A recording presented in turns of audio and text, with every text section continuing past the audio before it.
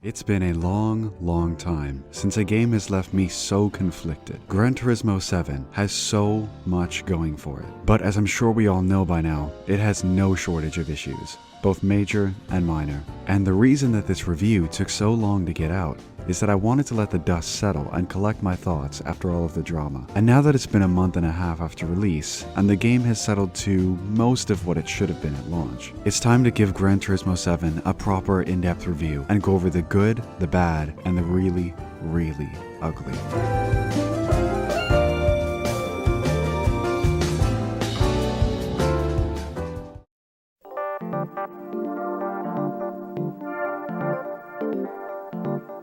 I want to start by showcasing one of my favorite aspects of this game, and that would be just how painstakingly well crafted the cars in this game are. Polyphony Digital has always been famous for their attention to detail, and Gran Turismo 7 takes this further by having a smaller car list than in, say, Gran Turismo 6, but putting that next level of detail towards them and making them as authentic as possible. Starting graphically, most games these days look good, but not many leave you truly speechless like Gran Turismo 7 does. A perfect demonstration of just how over-the-top Polyphony's craftsmanship is how the paint on your vehicle is handled. When it comes to reflections, Gran Turismo 7 simulates first the base coat of paint, then, if there's any metallic flake in the paint, and finally the clear coat itself, to capture the most authentic form of reflections possible. And you can really tell. Whenever you're looking at cars really close up, it is so easy to lose yourself in the main menu of the garage or in the Escapes movies, just staring endlessly at how lifelike everything feels. You can clearly see all sorts of different textures on interiors, and when you get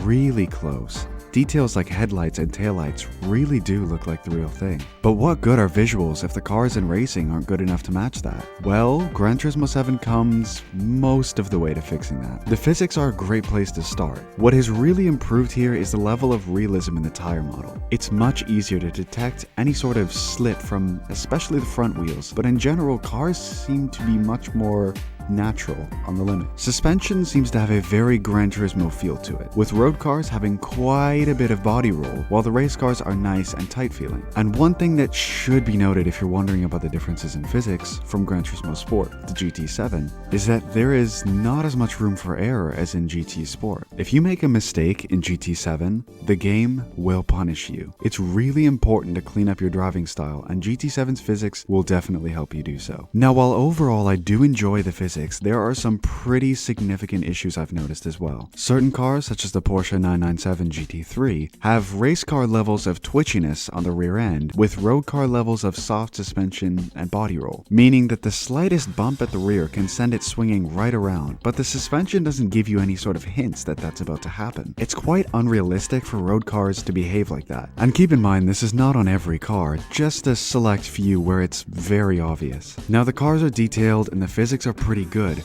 but what can you actually do to them, and how do you go about getting them? Starting with actually buying cars, Gran Turismo 7 has 3 different shops to choose from: Brand Central, Legendary Cars, and the used car dealer. Brand Central hasn't changed much since Gran Turismo Sport, still basically the exact same layout, but with one new addition that really bothers me: the invitations. Specific cars in Gran Turismo 7 require you to acquire an invitation to purchase them, meaning that even if you have the credits, you can't just buy them. You can get these invitations from Gran Turismo's versions of Forza wheel spins. Boy, do I have a lot to say about those later. My other issue with these invitations is that they don't exactly even make sense in some cases. Take Pagani, for example.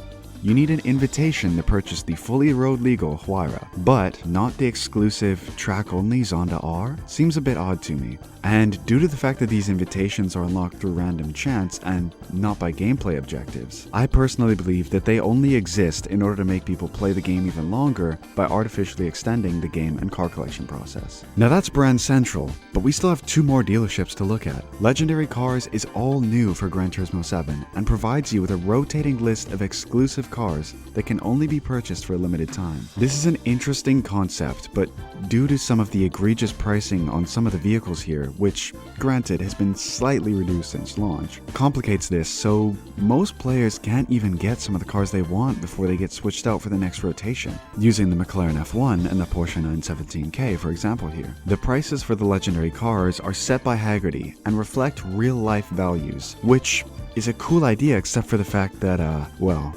this is a video game. Legendary cars aside, we have the one dealership I only have good things to say about, the used car dealership. I love how Polyphony used some of the Scapes background in order to make the photos of the cars here look like a used car ad.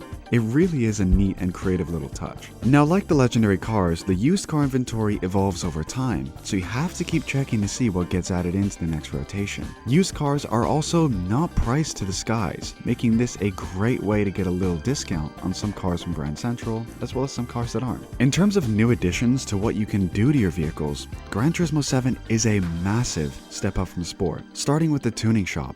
This is where your builds come to life. From simple mods like tires and brake pads, to hydraulic handbrakes, steering angle adapters, nitrous, anti-lag, this is a huge step up from any previous Gran Turismo, and a fantastic way to personalize your car. But speaking of that, customization has also had a thorough redo as well. Take a trip to GT Auto and make your car yours with aftermarket wheels and aero bits such as splitters, side skirts, and rear wings, hood pins, tow hooks, and roll cages. But my favorite is the little touches, like the ability to change your headlight bulbs, adjust the position of your license plate frames, and debadge your grille. It's little things like this that make a huge difference to me. GT Auto also brings back some Gran Turismo favorite features such as the oil change and the car wash, alongside engine and body rigidity overhauls, as well as the all-new wide body feature. To wrap up my thoughts on the cars in GT7, I want to finish off with a few things I feel this game really could have improved on. First off, the car selection here is fine, but it just feels more like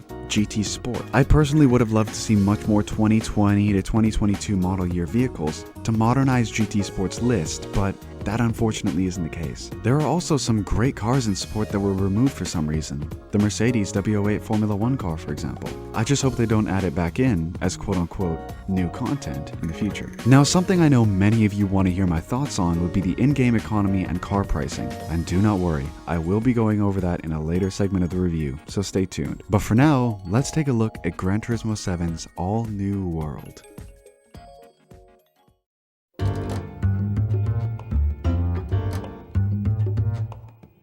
Now, on the topic of all new features to Gran Turismo 7, let's take a look at the world map and what exactly it brings to the game. Now, while the layout itself is a throwback to previous Gran Turismo games, I myself actually feel it's not as well implemented considering the amount of content in this game. I may be in the minority here, but I loved Gran Turismo Sport's more modern menu layout, and I far prefer it for a few reasons. First of which was the drop-down menus, which made things like circuit experience so much easier to access. While in Gran Turismo 7, circuit experience is puzzlingly annoying to access, having to go to world circuits, then the region of the track you want, then the track, then the circuit experience. This is the same thing with arcade, time trial, drift trial. It's a minor issue I have, but it's still one thing I felt deserved a mention. If I were to suggest a way to fix this, maybe if circuit experience or time trial had their own podiums instead, that would definitely clear up the cluttered mess that we have currently. But speaking of podiums, what else do we have on the world map? Quick side note, I'm going to save GT Cafe for when I get to the campaign section of the video, so stay tuned if you want to hear that. Scapes returns for Gran Turismo 7, improved in some ways, but same in most. There are over 2,500 locations to choose from here, and boy are they ever pretty. From the dark yet characterful streets of Manhattan, New York, vibrant colors of Miami, the natural beauty of Madagascar, to the ethereal snowscapes of Iceland. There is something for everyone here, and it is so easy to lose countless hours visiting all over the globe, taking photorealistic shots of your favorite cars. And bonus points for putting my city in the game, Polyphony. Now, I would say there isn't that much different from Scapes in GT Sport, but I think that's mostly because there wasn't much to improve on, honestly. If I was to really nitpick, I would maybe have liked to seen a different UI than in GT Sport, but again, that's just a minor thing. Moving on from Scapes, we have Showcase. where you can see the brilliant creations from the Gran Turismo community and also contribute some of your own car liveries, escapes photos, replays, decals, you name it. We also have missions and the license center. Missions are about the same as in GT Sport, fun little mini games when you want to break from the main campaign, but license center, man have I missed you. I seriously felt like a kid playing Gran Turismo 2 again with how challenging some of these are, and of course, you have to go for gold, or else it doesn't count. I also really like how certain licenses that you obtain here are actually required in order to progress in the later sections of the campaign. Something that wasn't put on the world map for some reason is Gran Turismo 7's all-new feature, Music Rally. Music Rally is basically where you drive as far as you can before the song that's currently playing ends. I wasn't a fan at first, but that was until I got to the second and third ones. Polyphony made a misstep in my opinion by choosing classical for the first song. If they chose Survive for the first one instead, man, would Music Rally have left a killer first impression. The third Music Rally with Survive is probably my favorite part of Gran Turismo 7. The timing of the music is perfect. And you know what? How about I just show you a taste of why it's so damn good.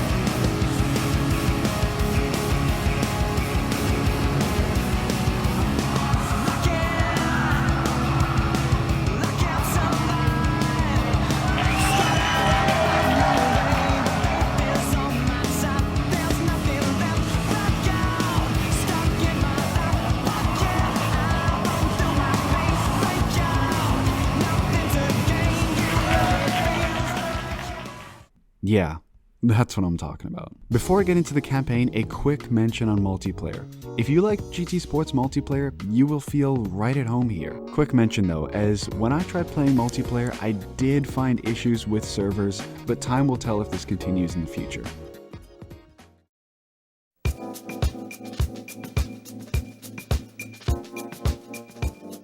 Having a strong career mode is a Gran Turismo staple. These games have primarily been single-player focused experiences, and up until Gran Turismo Sport, these games always had fantastic campaigns. Sport was the first Gran Turismo to take a more multiplayer focused approach, which heavily backfired, and Polyphony had to add in a campaign post-launch because the Gran Turismo community was so vocal about their disappointment with the lack of one. And now when it comes to Gran Turismo 7, campaign is back again, but it's worse than it's ever been before. In order to make Gran Turismo more accessible to the general gaming community, Polyphony made the campaign so much more open than ever before. Instead of the traditional format of racing and championships, which gradually increase in car performance and motorsport leagues, GT7's campaign is focused on just collecting cars, and it is painfully repetitive, uninspired, and boring. The campaign is structured by completing menu books from the GT Cafe. Most of these just mean collecting 3 cars, which the game will specify, which will get gifted to you after you complete a race. But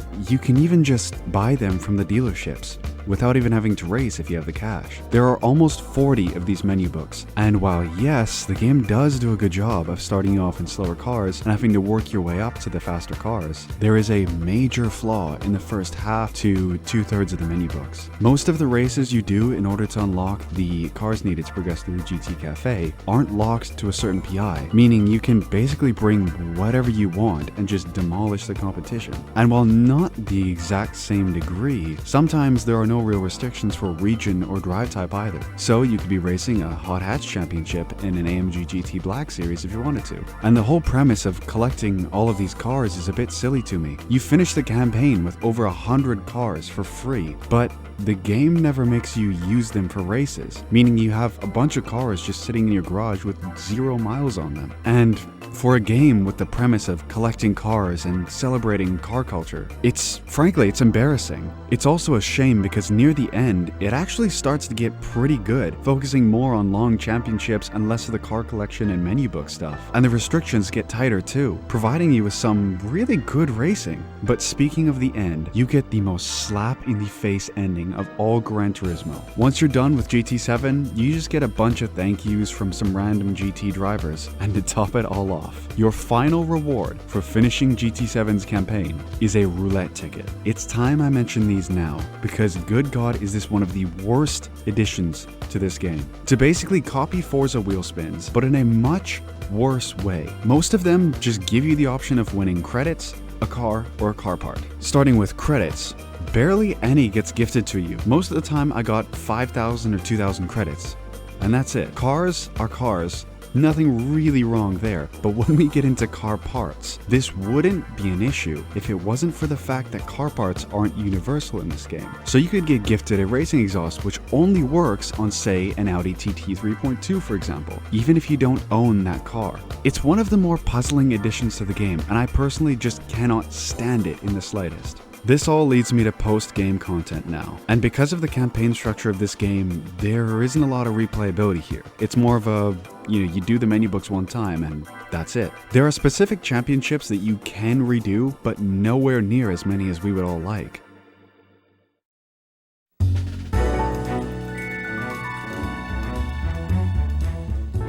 An overwhelming feeling I kept getting while playing this game is that this feels more like what GT Sport should have been and not Gran Turismo 7. And that's based on what I feel is a lack of content and changes in this game. From little things like having the exact same HUD as GT Sport during races, certain menus are the exact same, and to a much broader theme of there just simply isn't as much content here as there has been in previous mainline Gran Turismos, using the track list as an example here. One of the podiums which I didn't mention in the World section was World Circuits, which is where you access GT7's track list. There are only a few more here than in GT Sport, but that isn't even considered a mainline Gran Turismo, and the last mainline Gran Turismo, GT6, had 41 tracks in it, compared to this game's 34. Gran Turismo 7's track list is good, but it's not great. The real-life tracks are pretty good, and they are accurate, but I can't help but wish that more fan-favorite Gran Turismo original tracks would have returned. We have Trial Mountain, Deep Forest Raceway, and High Speed Ring returning, which are in themselves phenomenal. It's just that there are so many great tracks in Gran Turismo's history that I hoped would have been here too. Apricot Hill, El Capitan, and Cape Ring for example. I mean, there are far too many to list here. Maybe they'll get added back in as DLC later on, but it's too early to say. All of the side content except for Music Rally here doesn't feel bad, it just feels like GT Sport. If I could summarize all of it, I would say that if you played GT Sport, you're probably going to be bored and disappointed in not very much time here. But let's say this is your first Gran Turismo, GT7 has a good amount for you to enjoy. But before I move on to my final verdict and thoughts on Gran Turismo 7, there is one final thing that needs to be discussed.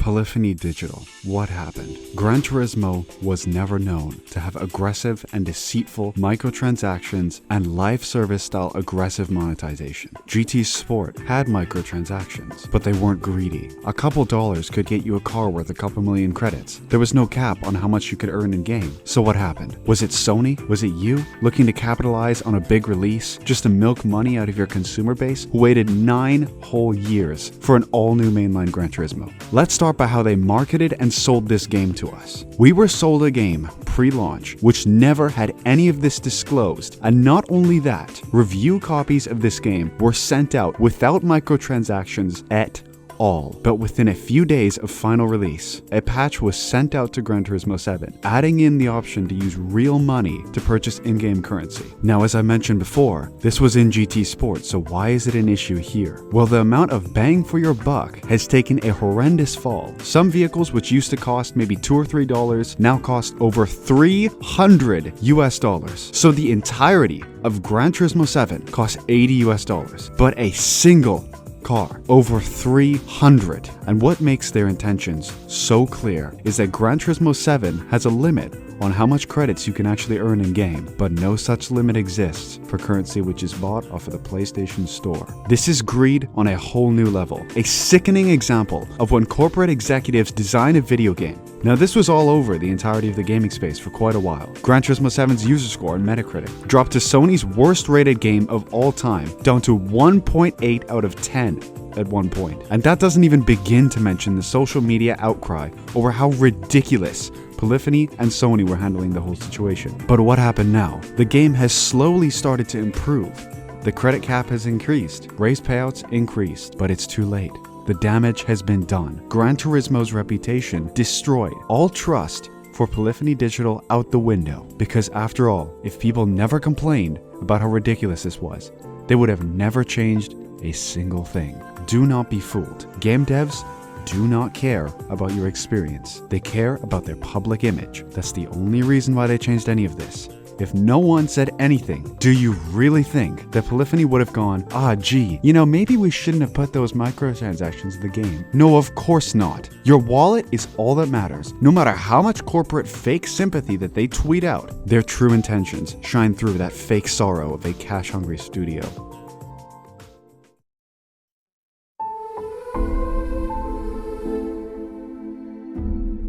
My final thoughts on Gran Turismo 7. No matter how much I want to, I cannot like this game. This was one of my final hopes for the modern racing game after the disappointment that was Forza Horizon 5. I wanted this game to wipe the smile off of Microsoft's face by releasing a perfectly polished, content-packed, hardcore game which still sold boatloads without lying or deceiving anyone, just to prove that the racing game was still alive and kicking. But that didn't happen. Gran Turismo 7 is just another nail in the coffin of the modern racing game, and we aren't that many more away from finally sealing this genre gone for good.